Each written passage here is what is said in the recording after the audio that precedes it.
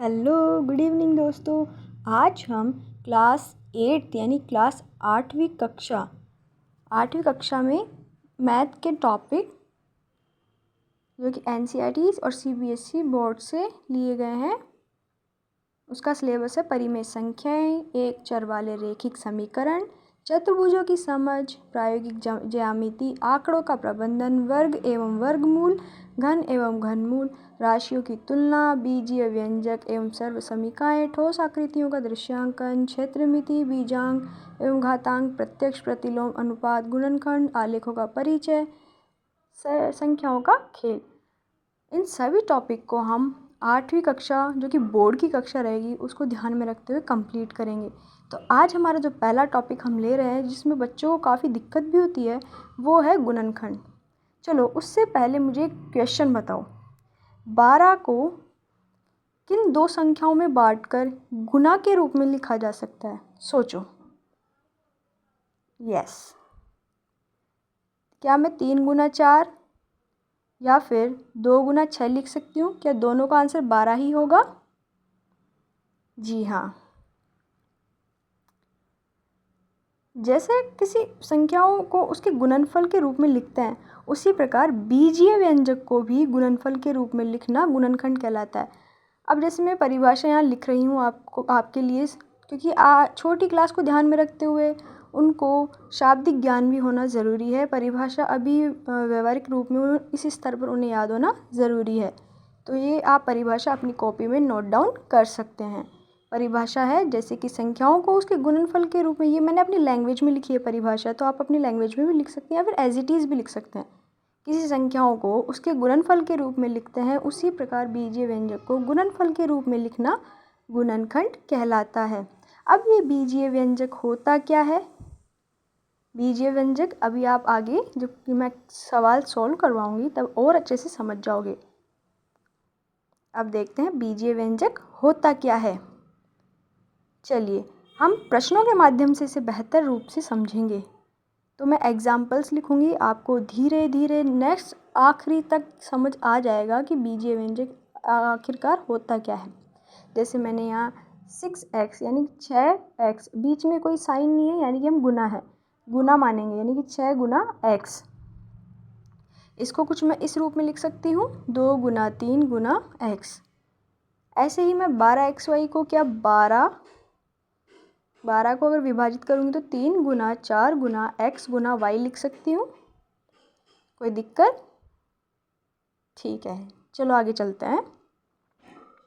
अब देखो मैं कुछ सवाल लिखती हूँ। मेरा पहला प्रश्न है 6x प्लस 12 6x प्लस 12 को मैं सरल रूप यानी कि इसका HCF निकाल के इसको सरल रूप में लिखूंगी। अब HCF क्या होता है? HCF इन दोनों में जो कॉमन संख्या, सबसे छोटी छोटी संख्या होती है कॉमन रूप में, उसे लिखा जाता है। जैसे 1 के पहाड़े में दोनों संख्याएं आती है, 2 के में आती है, 3 के में आती है, 4 के में नहीं आती। तो यहीं हम स्टॉप हो जाएंगे। सबसे पहले 1 आती है लेकिन 1 को हम नहीं लेंगे, हम 2 और 3 से इसको सरल रूप में करके लिखेंगे। दोनों में 2 कॉमन आए तो 2 को मैंने बाहर ले लिया, फिर मैंने ब्रैकेट लगाया। ब्रैकेट के अंदर जब 6 को 2 से डिवाइड किया तो 3, दोनों में x ओनली x 6 के पास है तो x लिख दिया, प्लस 12 में जब 2 से डिवाइड किया तो 4,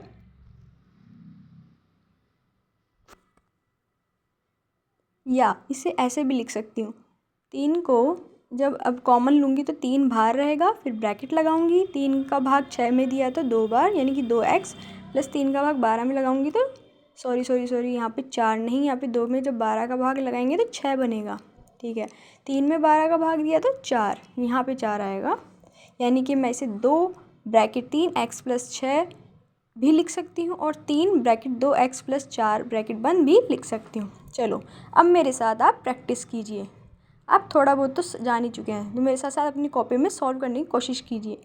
5 कॉमन लूँगी, 2x लिखूँगी, प्लस 5 का भाग 15 में 3 बार, ये हो गया इसका सरलीकृत रूप। ऐसे ही इन दोनों में 6 का पहाड़ा कॉमन आ रहा है, 3 का पहाड़ा भी कॉमन आ रहा है, ध्यान दीजिए। हम इसे दोनों रूप में लिख सकते हैं। पहले मैं 3 से लिख के दिखाती हूँ। 3 कॉमन लूँगी, बाहर ब्रैकेट के 3 का भाग 18 में दिया तो 6 a प्लस 3 का भाग 24 में दिया तो 8। ठीक है, अब मैं इसमें 6 का प्रयोग करके इसे कॉमन रूप में लिखूँगी।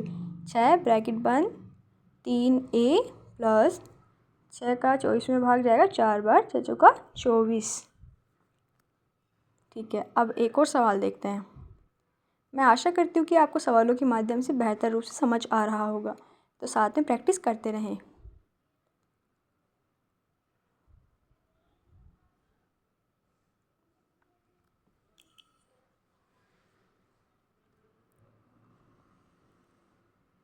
इक्कीस एक्स वाई प्लस 14y। अब इसमें देखो 5 का पहाड़ा कॉमन है ना, तो मैं सीधा भी लिख सकती हूँ। आपको सहूलियत रहे इसलिए मैं 5 साइड में लिख दिया मैंने। तो 5 को बाहर ब्रैकेट के कॉमन आया तो 5 का 15 में भाग जाएगा 3 बार।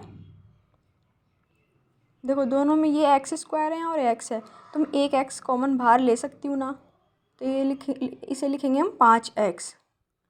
फिर अंदर क्या रह जाएगा 3, एक एक्स बच गया, एक एक्स बाहर रह गया तो ये एक एक्स, और यहाँ से एक ही एक्स था जो कॉमन बाहर चला गया तो वहाँ कुछ नहीं बचेगा, तो यहाँ पे 4 ब्रैकेट बंद। ये कंप्लीट अपना सरल रूप में हो गया। अब 4th क्वेश्चन देखते हैं।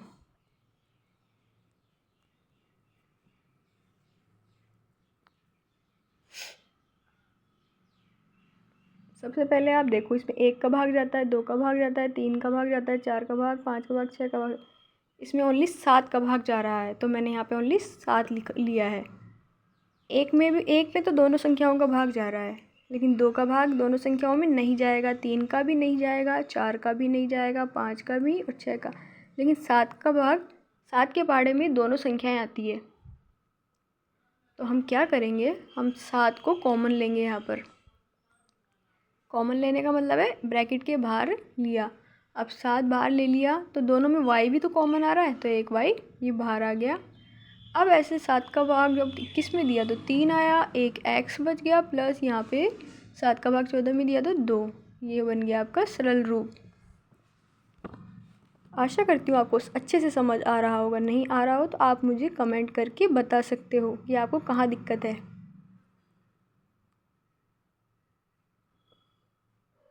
चलिए, क्योंकि अब मैंने 4 से 5 सवालों के आपके अभ्यास करवा दिए हैं, तो अब आपको होमवर्क में 2 प्रश्न याद भी करने हैं और उन्हें अपनी कॉपी में लिखकर सॉल्व भी करना है। पहला प्रश्न बहुत इजी है।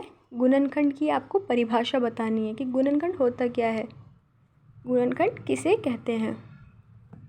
हमने शुरुआती क्लास में हमने इसका सॉल्यूशन कर लिया था। दूसरा प्रश्न है,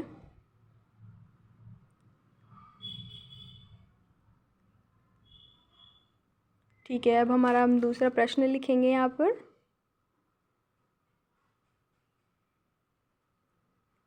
दूसरा प्रश्न है 12x प्लस 18। इसे आपको सरल रूप में लिखना है। सरल रूप लिखने का मतलब है HCF को कॉमन लेके, जैसे हमने पिछले जो सवाल सॉल्व किए उसी प्रकार से सॉल्व करके लिखना है। इसे सरल रूप में करके आप लिख देना। अपना आंसर कमेंट बॉक्स में मुझे लिखकर भेज देना। अब हमने ओनली रिवीजन में 3 पॉइंट हमें याद रखना है। हमने सबसे पहले HCF निकाला, HCF को बाहर निकाला, फिर आखिर में उसको जो संख्या बच गई भाग देकर ब्रैकेट में